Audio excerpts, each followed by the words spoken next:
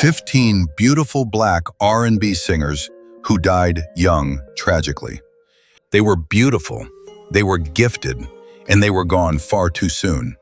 Behind the elegance, the fame, and the unforgettable voices, these Black R&B singers carried stories the industry never wanted you to hear. Some were silenced by illness, some by pressure, and others by a system that moved on too quickly once the spotlight faded. Tonight, Black Excellence Legends pulls back the curtain on voices that deserve more time, more protection, and more respect. Before we begin, ask yourself one question. How many legends do we only appreciate after they're gone? Watch closely, and when one story touches you, leave a comment.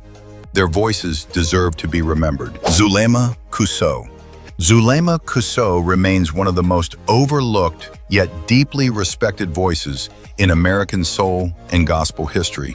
A singer whose talent was undeniable, but whose career never received the recognition it deserved.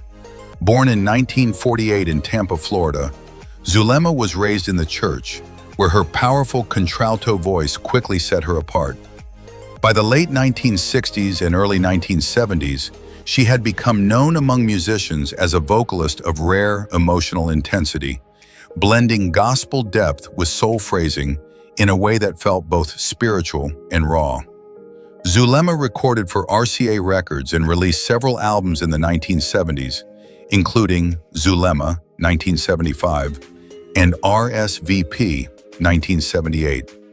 Despite critical praise for her vocal strength and musical sophistication, her records struggled commercially, largely due to limited promotion and shifting industry priorities.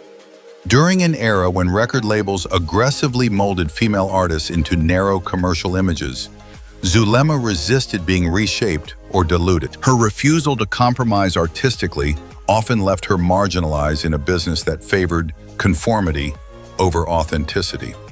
Unlike many of her contemporaries, Zulema never achieved crossover stardom, but she earned the admiration of peers and devoted listeners who recognized the honesty in her performances. After her recording career slowed, she returned to Tampa and focused on teaching, mentoring, and performing gospel music locally.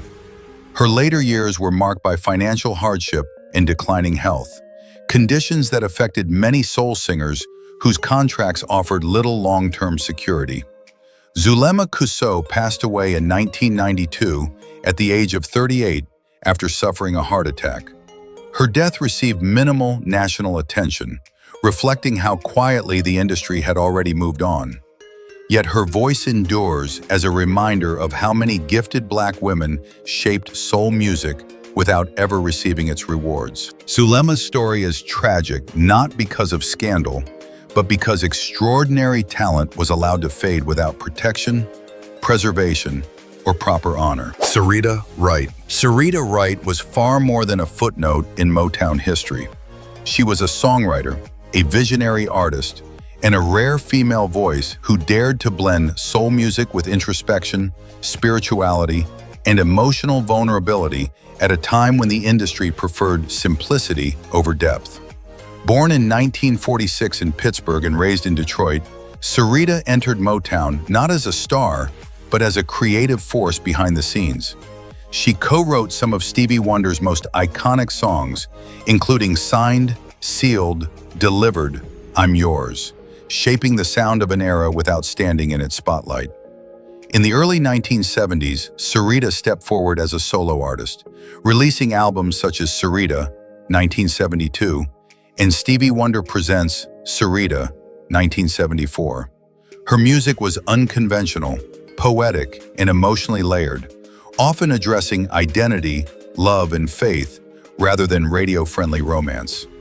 While critics praised her originality, commercial success remained limited. Motown struggled to market an artist who did not fit standard expectations of female soul performers, especially one who refused to perform emotional simplicity for mass appeal. Syreeta's life took a tragic turn when she was diagnosed with breast and bone cancer in the late 1980s. Despite declining health, she continued to write and create, demonstrating resilience that mirrored the quiet strength found in her music. She passed away in 2004 at the age of 40, leaving behind a body of work that was deeply influential, yet underappreciated during her lifetime. Her death symbolized a broader tragedy in soul music history: artists who contributed profoundly to the culture but were never fully protected by the industry they helped build.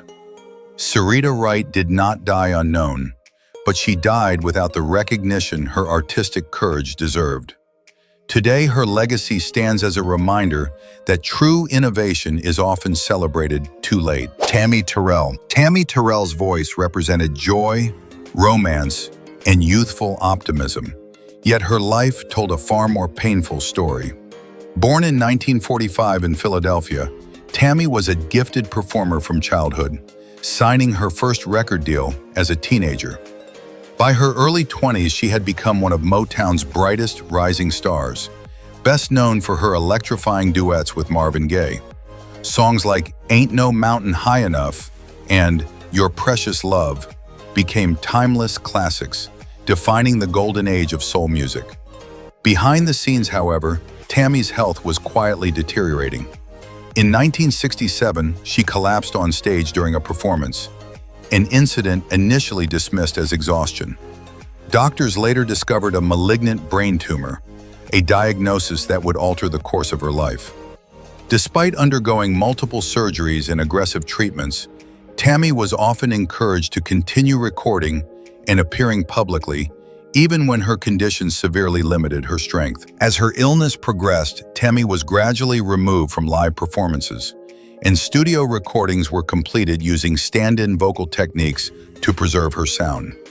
While Motown continued to release music under her name, Tammy herself was confined to hospitals and recovery rooms, watching her career continue without her physical presence. She passed away in 1970 at just 24 years old. Tammy Terrell's death was tragic not only because of her youth, but because of the emotional and physical toll she endured, while her voice continued to generate success for others. Her legacy remains inseparable from the warmth and love in her recordings. Yet her story exposes the darker reality of an industry that often prioritizes productivity over humanity. Tammy did not live long enough to protect herself, but her music continues to protect her memory. Barbara Randolph. Barbara Randolph was a striking presence in the mid-1960s soul and pop scene. Known for her elegance, expressive voice, and screen-ready charisma. Born in 1942 in Detroit, she entered the entertainment world at a time when Motown Records was shaping the sound and image of Black American music. Barbara quickly stood out, not only as a singer, but as a performer with crossover appeal. Her single, I Got a Feeling, gained attention, and she appeared in films such as The Swinger, 1966. Signaling a promising dual career in music and acting. Despite early momentum, Barbara's trajectory slowed abruptly. Unlike Motown's heavily promoted stars, she received limited long-term investment from the label. As the late 1960s brought rapid changes in musical tastes, artists who did not fit emerging trends were often quietly sidelined.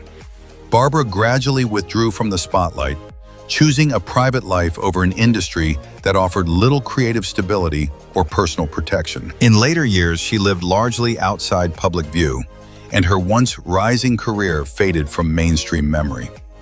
Barbara Randolph passed away in 2002 at the age of 56. Her death drew minimal media attention, a reflection of how thoroughly her contributions had been overlooked by the time she was gone. Barbara's story is tragic not because of scandal or excess, but because of unfulfilled potential. She represented a generation of talented Black women whose careers were shaped, and often shortened, by shifting industry priorities. Today, her legacy survives through rare recordings and archival film appearances, reminders of an artist who arrived at the right moment, yet was never fully allowed to stay. Betty Everett. Betty Everett's voice defined an era of innocence and emotional clarity in American soul music. Born in 1939 in Greenwood, Mississippi, and raised in Chicago, Betty possessed a vocal warmth that resonated deeply with listeners.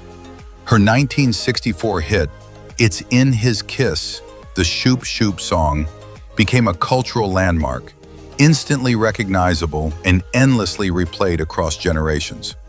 Unlike many soul singers of her time, Betty conveyed emotional intelligence without exaggeration, making her music accessible yet sincere. Despite commercial success, her career was fragile. As musical trends shifted in the late 1960s, record labels increasingly abandoned artists who no longer fit radio formulas. Betty faced declining industry support, fewer recording opportunities, and long periods without promotion. Personal challenges compounded professional setbacks, leaving her isolated from the spotlight she once commanded. Betty Everett died in 1975 at the age of 36. The circumstances surrounding her death were never publicly detailed, and her passing received little attention from the music establishment that once profited from her voice. There was no major revival campaign, no grand tribute, only devoted fans who quietly remembered the songs that shaped their youth. Her tragedy lies in contrast. A woman who sang so convincingly about love, yet struggled to receive lasting care from the industry she served. Betty Everett's music continues to live on radio playlists and film soundtracks, but her life stands as a reminder of how quickly fame can fade when artists are treated as temporary commodities rather than human beings. Fontella Bass. Fontella Bass was a powerhouse vocalist whose career should have secured her a permanent place among soul music's elite. Born in 1940 in St. Louis, Missouri, she was raised in a musical family deeply rooted in gospel tradition. Fontella's transition to secular soul brought immediate success, most notably with her 1965 hit, Rescue Me, which sold over 1 million copies and became one of the most iconic songs of the decade. Despite the song's massive impact, Fontella's relationship with the music industry was fraught with conflict. Disputes over royalties and creative control disrupted her momentum, leading to stalled projects and limited promotion. While her talent remained unquestioned, opportunities diminished as legal and contractual tensions overshadowed her artistry. Fontella later shifted her focus toward gospel music and community work, continuing to sing, but far from the commercial spotlight. Years of health complications followed, including heart-related issues. She passed away in 2012 at the age of 72 after surgery for a blood clot. Although not as young as others on this list, her career was tragically shortened at its peak, long before her voice had reached its full cultural recognition.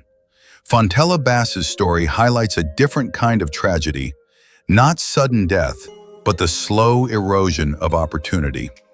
Rescue Me saved millions of listeners emotionally, yet the industry failed to rescue the woman behind the voice. Her legacy endures as both a triumph of soul music and a cautionary tale about artistic exploitation. Renee Geyer. Renee Geyer was a rare bridge between cultures, a white Australian singer whose voice and phrasing earned deep respect within Black American R&B and soul circles.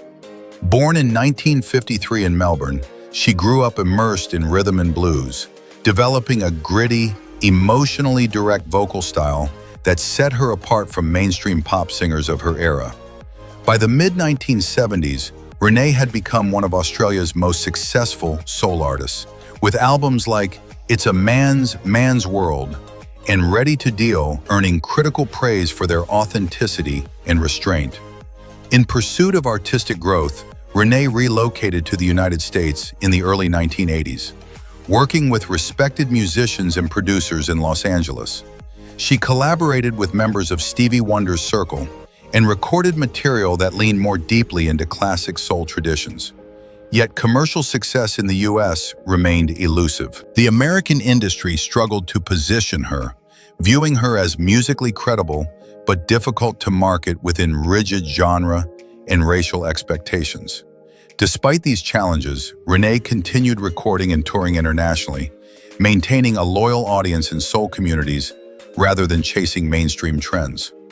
Her later life was marked by health issues, including complications related to emphysema and chronic illness, conditions that gradually limited her ability to perform. Renee Geyer passed away in 2023 at the age of 69. While she did not die young by age alone, her voice belongs in conversations about tragically under-recognized soul singers. Her career peaked creatively long before it received global acknowledgement. Renee's legacy lies in integrity.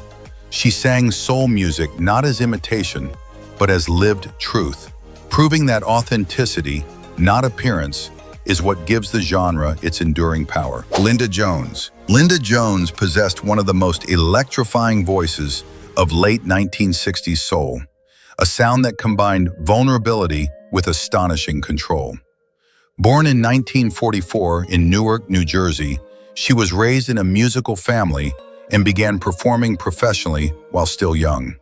Her breakthrough came with the 1967 hit, Hypnotized, a dramatic, emotionally charged recording that showcased her extraordinary range and quickly positioned her as a rising star. Unlike many of her contemporaries, Linda sang with an urgency that felt deeply personal. Yet behind the scenes, her health was fragile. She had been diagnosed with diabetes at a young age, a condition that required careful management. Despite this, she continued performing and recording at an intense pace, often pushing her body beyond safe limits. In 1972, after a performance in New Jersey, Linda fell into a diabetic coma and never regained consciousness. She died at just 27 years old. Her death shocked the soul music community, not only because of her youth, but because her career was clearly still ascending. There were no major farewell tours, no final albums prepared to frame her legacy. Linda Jones's tragedy lies in sudden silence. A voice that once dominated the airwaves disappeared almost overnight, leaving behind a small but powerful catalog of recordings. Today, Hypnotized endures as proof of what she offered: emotional honesty delivered with technical brilliance. Linda did not live long enough to evolve artistically, but the intensity of her short career ensures she remains unforgettable. Florence Ballard.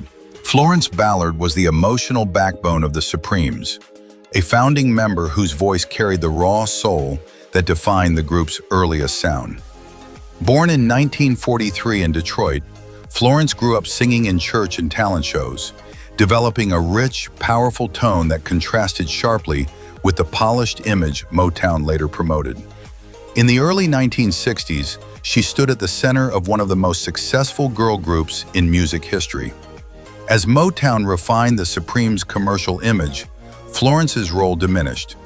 Internal tensions, combined with creative and personal struggles, led to her removal from the group in 1967.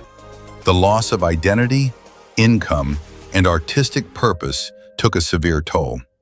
Attempts to launch a solo career were hindered by limited support and lingering industry politics. Florence's later years were marked by financial hardship, emotional distress, and declining health. In 1976, she died of a heart attack at the age of 32. Her death came quietly, far removed from the fame she once knew, and long before her contributions were fully acknowledged. Florence Ballard's story is tragic, not because she lacked talent, but because she was separated from it. Today, historians recognize her as a foundational voice in Motown's rise.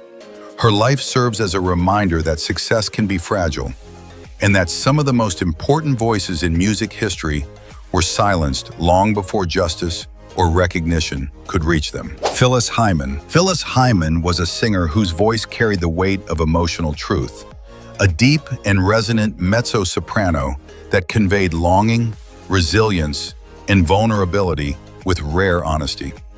Born in 1949 in Philadelphia and raised in Pittsburgh, she emerged in the 1970s as a sophisticated interpreter of soul and jazz-influenced R&B. Her breakthrough came with songs like You Know How to Love Me and Living All Alone, recordings that resonated strongly with adult listeners who recognized their own quiet struggles in her delivery. Unlike many performers of her era, Phyllis did not rely on glamour or spectacle. Her strength lay in emotional realism. Yet that same honesty made her career difficult to sustain in a market increasingly focused on youth, image, and commercial simplicity. Despite earning critical acclaim, Grammy nominations, and Broadway success in Sophisticated Ladies, Phyllis often found herself pressured to reshape her appearance and sound rather than deepen her artistry. Behind the scenes, she battled bipolar disorder and recurring depression, conditions that were poorly understood and stigmatized at the time. Though she sought treatment and continued working, the instability of the music industry compounded her personal challenges. On June 30th, 1995, just hours before a scheduled performance at the Apollo Theater, Phyllis Hyman died by suicide in New York City at the age of 45. Her death shocked fans who associated her voice with strength and elegance. Today, Phyllis Hyman is remembered as an artist who sang the emotional lives of grown women with dignity and depth. Her tragedy was not a lack of success, but the absence of long-term support for artists whose struggles are hidden behind beautiful voices. Dee Dee Warwick. Dee Dee Warwick occupied a complicated space in soul music history, shaped by both remarkable talent and constant comparison. Born in 1942 in New Jersey, she was the sister of Dionne Warwick and the cousin of Whitney Houston, a lineage that placed her within one of music's most famous families. Yet Dee Dee's career followed a far more fragile path. Her voice was rich and expressive, marked by gospel roots and emotional nuance, but she never received the consistent backing afforded to her relatives. During the 1960s and 1970s, Dee Dee recorded several albums and worked with respected producers, delivering performances that demonstrated both technical skill and emotional depth. However, changing musical trends, uneven promotion, and personal struggles slowed her momentum. As opportunities diminished, she faced increasing isolation within an industry that often measured worth through visibility rather than ability. Dee Dee battled substance abuse and health issues for much of her adult life, challenges that were compounded by financial instability. While her family name carried prestige, it also brought pressure and painful invisibility. She lived largely outside the spotlight in her later years, her contributions rarely revisited by mainstream audiences. In 2008, Dee Dee Warwick passed away at the age of 41. Her death received limited public attention, reflecting how thoroughly her career had faded from view. Yet among soul historians and devoted listeners, she remains an example of how talent alone does not guarantee protection or longevity. Dee Dee's story is tragic not for scandal, but for quiet neglect. A reminder that even gifted voices can be lost when the industry looks away. Minnie Riperton. Minnie Riperton was a once-in-a-generation vocal phenomenon, celebrated for a soprano range so extraordinary it seemed almost otherworldly. Born in 1947 in Chicago, Minnie studied music formally and developed her voice through classical training before entering the world of soul and R&B. Her career reached its peak with the 1975 hit, Loving You, a song that showcased her signature whistle register and became a global success. Behind that moment of triumph, Minnie's life was marked by courage and urgency. In 1976, she was diagnosed with breast cancer at a young age, a revelation that transformed her priorities. Rather than retreat from public life, Minnie continued recording and performing while openly advocating for cancer awareness, particularly among Black women, a subject rarely addressed at the time. Her later work reflected greater emotional depth and maturity, though commercial attention gradually shifted elsewhere. Minnie's health declined rapidly, and on July 12, 1979, she passed away at the age of 31. Her death left a profound impact on the music world, not only because of her youth, but because her artistic evolution had just begun to unfold. Minnie Riperton's tragedy lies in unrealized possibility. She possessed both technical brilliance and emotional warmth, a combination that promised decades of creative growth. Today, her voice remains timeless, a reminder that even the most luminous talents can be taken before their full story is told. Aaliyah. Aaliyah Dana Houghton was not simply a rising star. She was the blueprint for modern R&B. Born in 1979 in Brooklyn and raised in Detroit, Aaliyah entered the music industry as a teenager with a calm confidence that contrasted sharply with the louder pop aesthetics of the 1990s. Her debut album, Age Ain't Nothing But a Number, introduced a new kind of sensuality in R&B, understated, controlled, and emotionally cool. By the time she released One in a Million and later Aaliyah, she had reshaped the genre's sound through minimalist production and intimate vocal delivery. Beyond music, Aaliyah was building a parallel career in film, earning praise for her performances in Romeo Must Die and Queen of the Damned. Industry insiders widely viewed her as a future crossover icon, an artist poised to dominate music, cinema, and fashion simultaneously. Her influence extended beyond charts, setting trends in styling, choreography, and vocal phrasing that would define a generation of performers. That trajectory ended abruptly on August 25, 2001. At just 22 years old, Aaliyah died in a plane crash in the Bahamas while returning from filming a music video. Investigations later revealed serious safety failures, including an overloaded aircraft and an unqualified pilot. The tragedy sent shockwaves through the global music community, cutting short a career that was still unfolding. Aaliyah's death was devastating because it froze her legacy in mid-motion. She had already changed R&B, yet there was so much more ahead. Today, her music remains influential not as nostalgia, but as a living reference point for artistry built on restraint, grace, and quiet power. Lorraine Ellison. Lorraine Ellison possessed one of the most emotionally devastating voices in soul music history. Born in 1938 in Philadelphia, she sang with a raw intensity that transformed personal pain into unforgettable sound. Her signature recording, Stay With Me, released in 1966, is often cited as one of the most powerful soul performances ever captured on record. The song's dramatic build and aching delivery set Lorraine apart as an interpreter of heartbreak, unlike any of her peers. Despite this extraordinary talent, Lorraine's career never achieved sustained commercial success. The industry struggled to market an artist whose music demanded emotional engagement rather than casual listening. After her brief moment of recognition, recording opportunities diminished.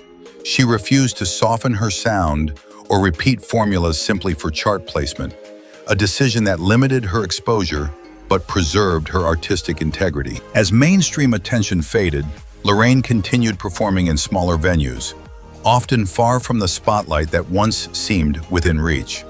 Financial instability and declining health followed, realities faced by many soul singers whose careers did not align with commercial trends.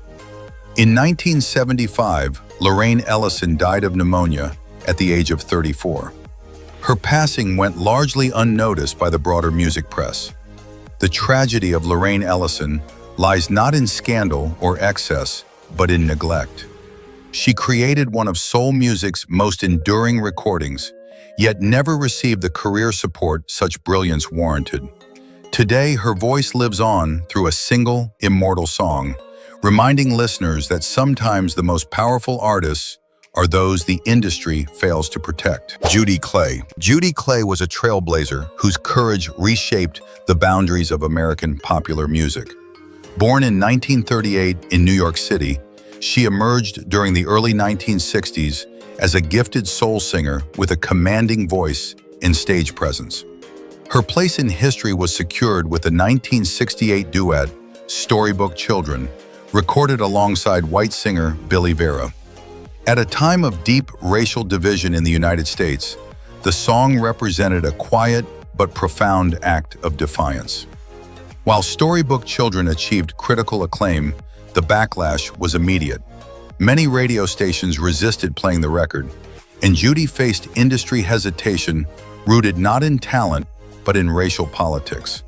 Rather than receiving increased promotion, her career slowed.